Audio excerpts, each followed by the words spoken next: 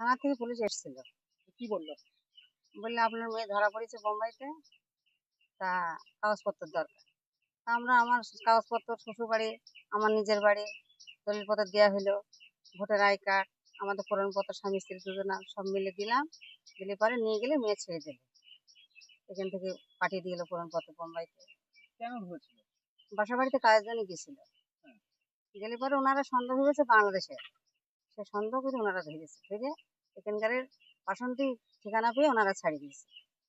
মানে এই যে এরকম একটা অসুবিধা কাজের জন্য গিয়ে হ্যাঁ, কাজের জন্য গিয়ে এরকম কিসের জন্য ওনারা, অফিস থেকে তো কাজ ঠিক করে দেয়, পয়সার কোনো গড়বড় করেছে যে এতগুলো মাইনে তুমি পাবা, এইগুলো আমার দিতে হবে মাসে মাসে, হয়তো বলেছে এতগুলো আমি দেবো না, এই দেবো।